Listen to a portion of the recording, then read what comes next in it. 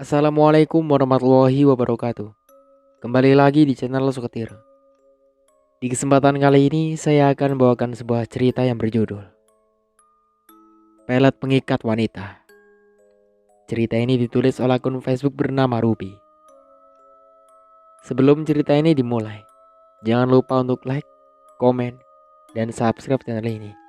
Dan juga tekan lonceng notifikasinya, agar kalian semua tidak ketinggalan cerita-cerita terbaru dari kami. Tentunya tak usah berlama-lama lagi. Langsung saja kita masuk ke ceritanya.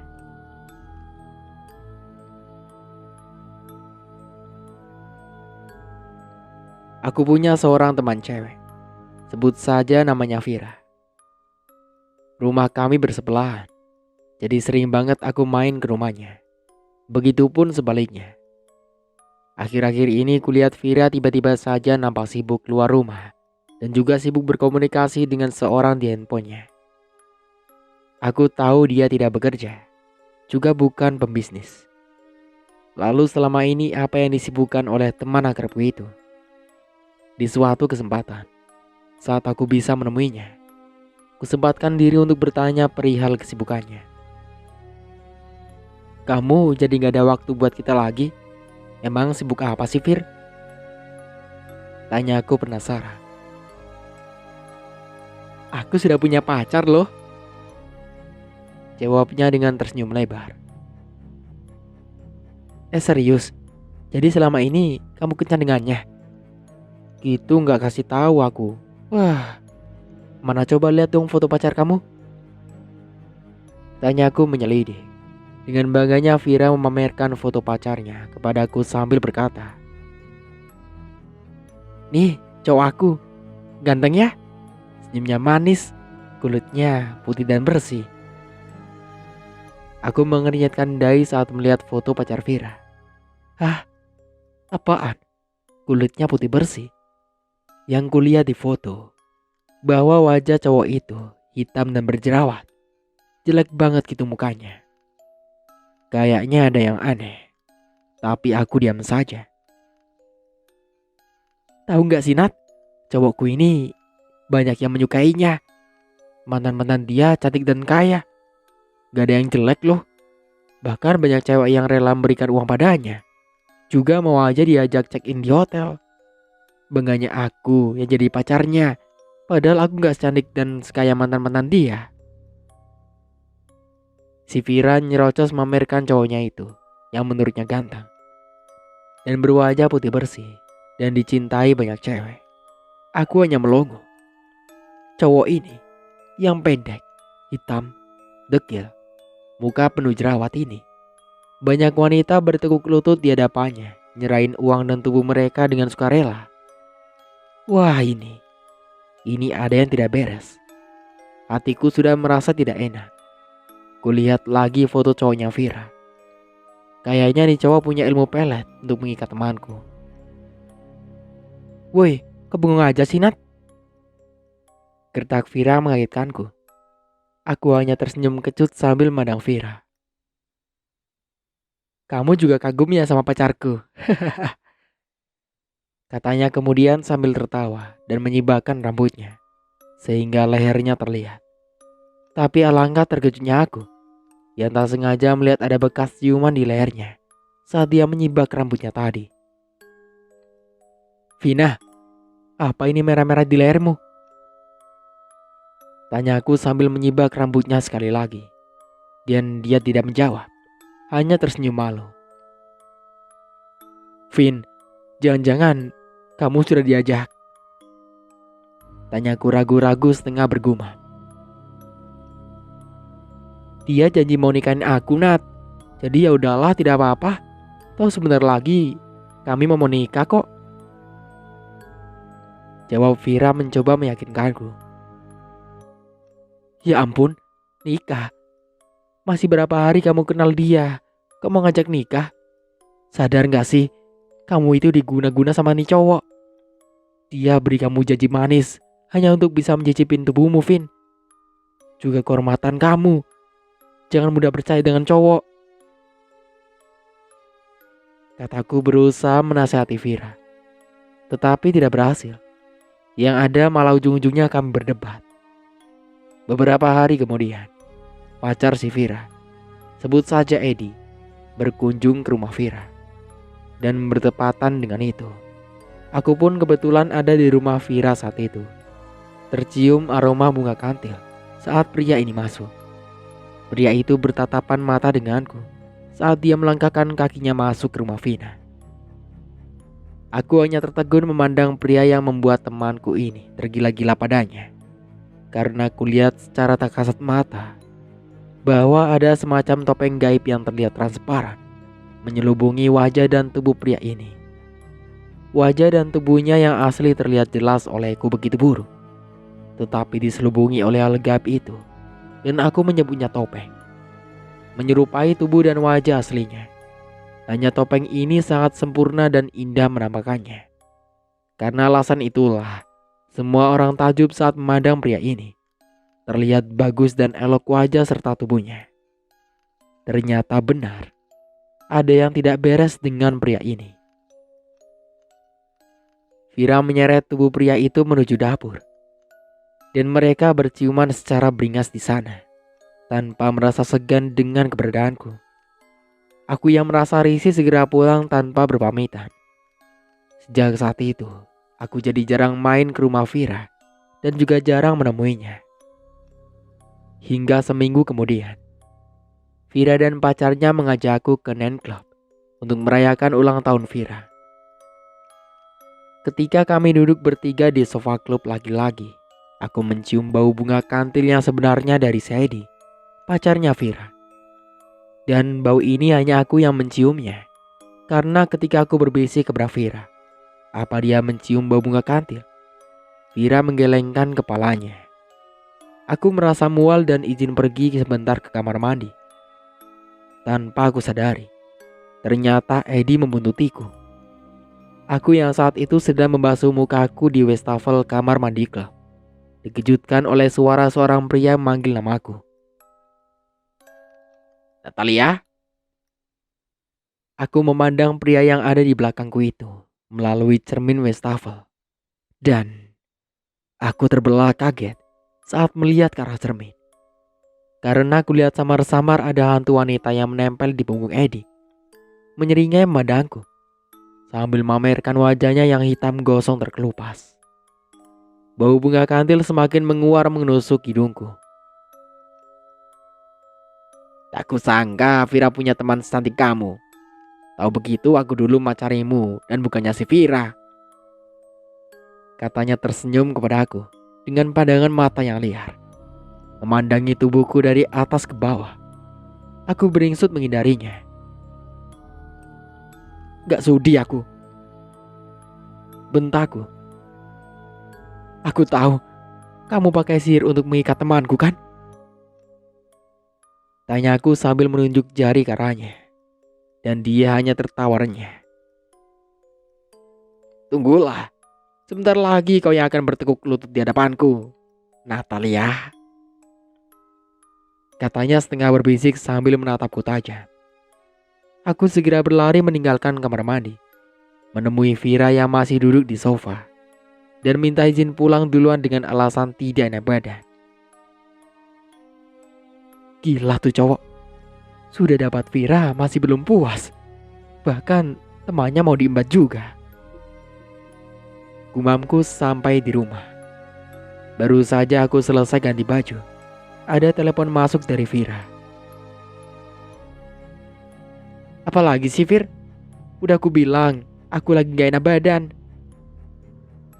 kataku sesaat setelah mengangkat telepon darinya. Nat, kenapa sih Nat? Edi buru-buru pulang saat setelah kamu pulang. Padahal aku ingin bermalam dengannya. Aku sudah rela bayar mahal loh untuk masuk klub ini demi dia. Malah buru-buru pulang. Dia tidak bersamamu kan sekarang? Tanya Vira seperti curiga padaku. Dan aku dibuatnya emosi mendengarnya. Apa? Buat apa bersamaku? Jaga ya omonganmu. Aku gak minat ya punya cowok berarti busuk, jelek, hitam, dekil, kusam, jerawatan kayak dia. Kamu tuh sadar dong, Kamu sudah diguna-guna oleh dia. Udah berapa banyak uangmu yang kamu berikan untuknya? Udah berapa kali kamu ditiduri olehnya? Mending PSK tuh. Ditiduri dapat uang. Aku capek, gak usah ganggu aku. Jawabku dengan nada emosi. Lalu kututup teleponnya. Keterlaluan. Kumpaskan diriku di atas kasur. Kutarik nafas panjang untuk menenangkan diriku. Kulirik jam masih sore. Masih jam 10 malam. Berarti kami tadi berada di dalam klub hanya sejam saja.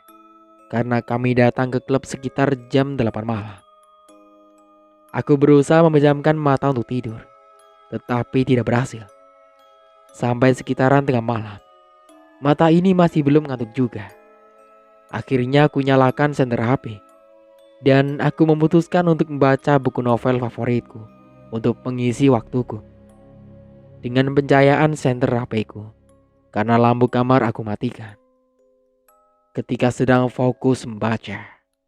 Tiba-tiba aku dikejutkan oleh kedatangan makhluk gaib. Berwujud seorang wanita. Dia berdiri di samping ranjangku. Bergaun putih lusuh. Dengan rambut panjang terurai dan wajahnya hitam gosong. Dengan kulitnya yang mengelupas. Nampak daging berwarna merah di balik kulit gosongnya yang terkelupas itu. Matanya merah melotot. Lagi-lagi bau bunga kantil menyebar di seluruh ruangan kamarku. Seketika aku merasa mual lagi. Saking kagetnya. Buku yang kupegang terlempar ke lantai. Bersamaan dengan itu, bergegas aku berdiri di tepi ranjang yang berseberangan dengan makhluk itu. Aku hendak berlari mencari tombol lampu untuk menghidupkan lampu kamarku. Tetapi kakiku begitu berat untuk melangkah. Aku tetap berdiri terpaku di tepi ranjangku. Kutatap makhluk wanita itu. Siapa yang mengirimmu? Tanyaku. Karena firasatku merasakan bahwa dia adalah makhluk kiriman. Makanya aku tanya, dia siapa yang sudah mengirimnya? Eddie. Jawabnya dengan suara serak dan menggema. Aku terkejut. Oh, rupanya ini adalah jin dan ilmu pelet yang dikirim pria itu. Seperti yang tidak tahu guys. Saat seseorang melakukan ritual ilmu pelet atau guna-guna, maka dia mengirimkan jin kepada target.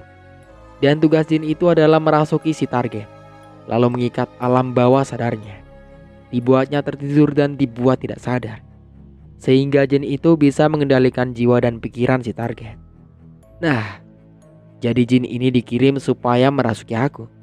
Mengendalikanku supaya aku tergila-gila dengan pria itu. Tapi, kenapa dia tidak langsung berusaha masuk ke tubuhku? Kenapa dia berdiri dan tertegun dahulu kepadaku? Terus, kenapa kamu tidak masuk ke badanku? Tanyaku. Karena roh yang ada di dalammu lebih kuat daripada aku. Jawabnya dengan suara serak. Jujur aku tidak mengerti tentang arti kata-kata yang diucapkannya barusan. Kembalilah kepada yang mengirimmu, kataku. Dan dia seketika lenyap. Bersamaan dengan hilangnya bau bunga kantil. 3 hari kemudian, Ira datang ke rumah. Mengabarkan bahwa Eddie sakit selama beberapa hari. Dia merengek minta ku temani. Vira mengajakku menjenguk Eddie yang katanya sakit. Singkat cerita, dengan berat hati aku berangkat bersamanya ke rumah Eddie. Bu, sakit bu. Tolong bu. Dia memukuli aku terus menerus. Suruh berhenti bu. Teriak Eddie kepada wanita di sampingnya. Kulihat Eddie terbaring di ranjangnya. Menggeliat kesakitan yang sepertinya sangat sakit. Bau busuk menyebar di seluruh ruangan kamarnya. Dan hanya aku yang menciumnya bau itu. Wajahnya pucat pasi. Dengan keringat dingin yang menetes di dahinya. Ibunya hanya bisa menangis melihat keadaan Eddie. Sambil berusaha menenangkan anaknya itu. Menurut penuturan ayahnya, Eddie menderita sakit aneh. Anaknya itu mengeluh sekujur tubuhnya nyeri dan ngilu karena menurut Edi, ada seseorang yang terus-menerus memukuli seluruh bagian tubuhnya dengan tongkat besi. Bukan hanya dipukul, tetapi juga ditusuk-tusuk perut di dadanya. Dan ketika tongkat itu mengenai tubuhnya, maka dia akan berteriak kesakitan sambil matanya melotot menahan sakit. Keluarganya sudah membawa Edi bertobat ke rumah sakit, tetapi dia dinyatakan baik-baik saja karena hasil tes kesehatannya baik dan normal. Tidak ada yang memukulimu, nak. Ibu di sini. Sadarlah, nak. Ada apa denganmu, Toleh? Ibunya mengelus dahi anaknya sambil terus mengusap air matanya. Bu, tolong bu, sakit bu. Aduh, berhenti, tolong. Edi berusaha menggeliat kesakitan. Aduh Nat, kenapa dengan Edi? Kalau keadaannya begini, kapan aku bisa nikah dengannya? Bisik Vira kepada aku. Dan aku hanya sewot menanggapinya. Dalam keadaan seperti ini, masih sempat-sempatnya dia mikir nikah. Aku keluar dahulu dari ruangan itu karena tak tahan dengan bau busuknya, seperti bau anyir darah dan nanah. Sementara Vira masih setia menunggui pacarnya itu di dalam kamar. Atas saran pamannya yang seorang kiai, akhirnya Edi untuk sementara waktu menginap di rumah pamannya untuk menjalani proses penyembuhan. Karena menurut penuturan pamannya, sakit yang diderita Edi adalah sakit akibat bersekutu dengan setan. Karena pamannya adalah orang pintar, maka untuk sementara waktu Edi tinggal di rumah pamannya dalam upaya pengobatan yang optimal. Siapapun tidak diizinkan bertanya alamat paman Edi, apalagi menemui Edi. Pria itu benar-benar hilang seketika dari kehidupan Vira. Vira menjadi bingung dan menunjukkan gejala depresi ketika sudah hampir semingguan tidak bertemu Edi. Dia kerap kali teriak memanggil nama pria itu, mengurung diri di kamar, melamun dan berbicara sendiri. Setiap kali mengecek HP, berharap ada kabar dari pria itu. Tetapi setiap kali mengecek hasilnya nihil. Tidak mau makan dan mandi.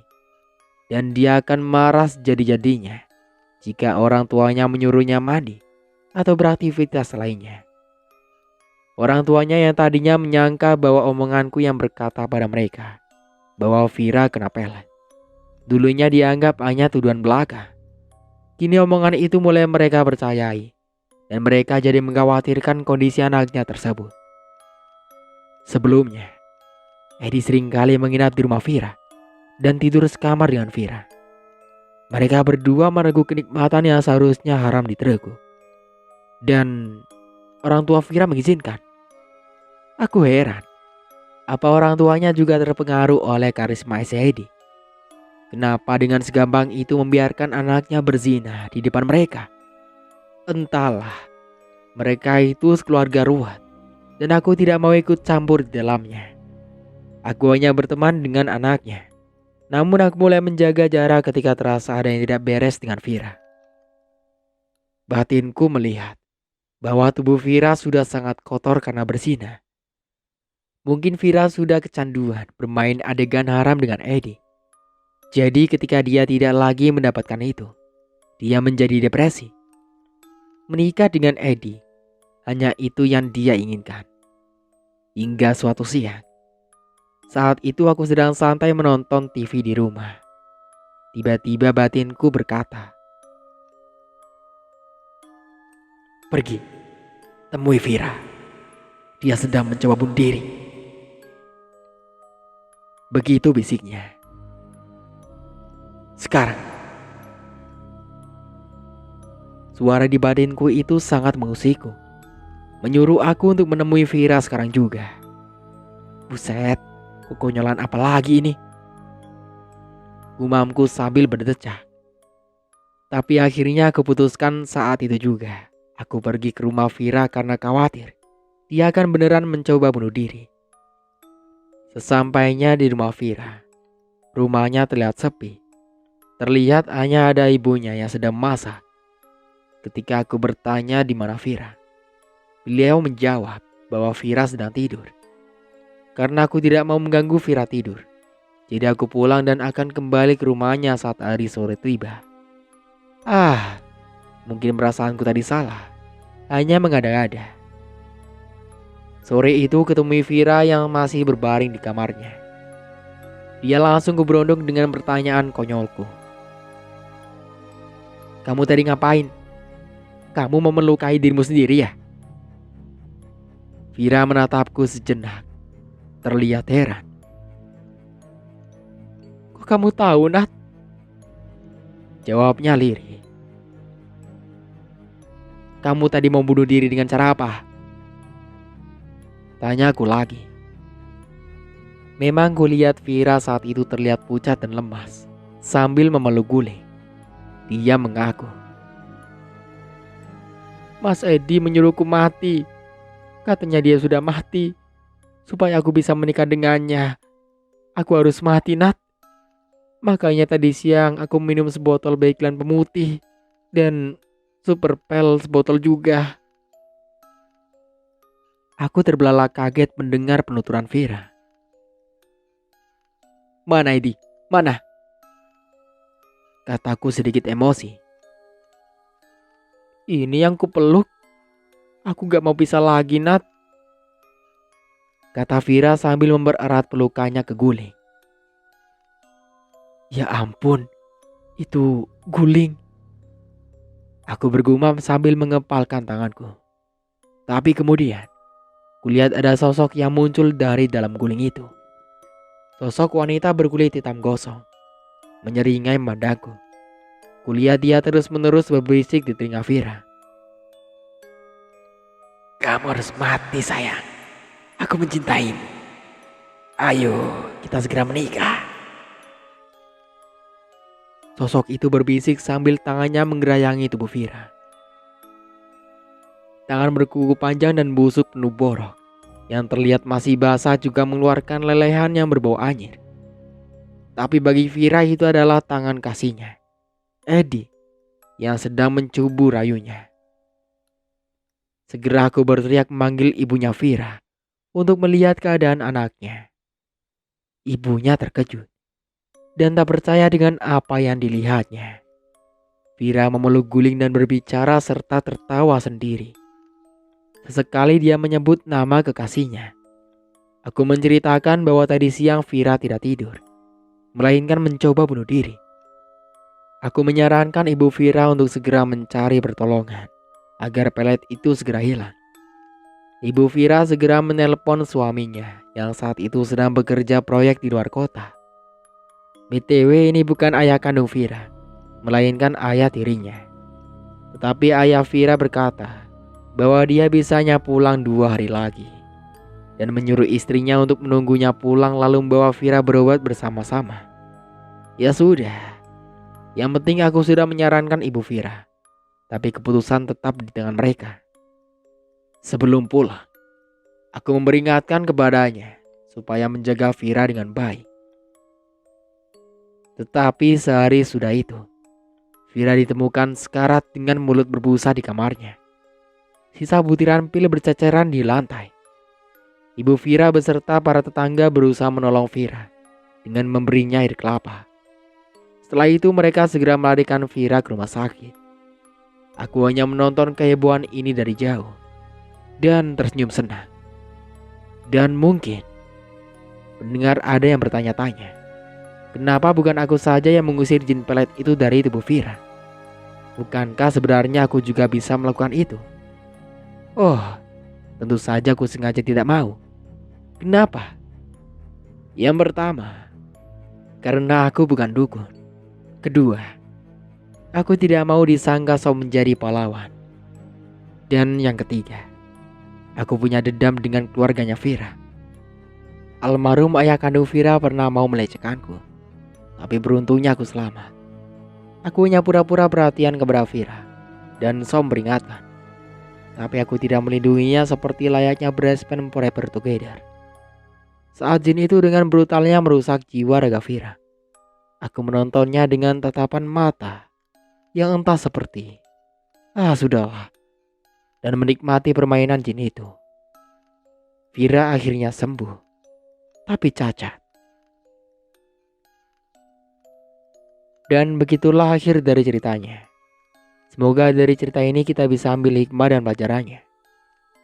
Sampai jumpa kembali di cerita baru berikutnya. Saya Mang Dayun pamit undur diri. Kurang lebihnya mohon maaf. Wassalamualaikum warahmatullahi wabarakatuh.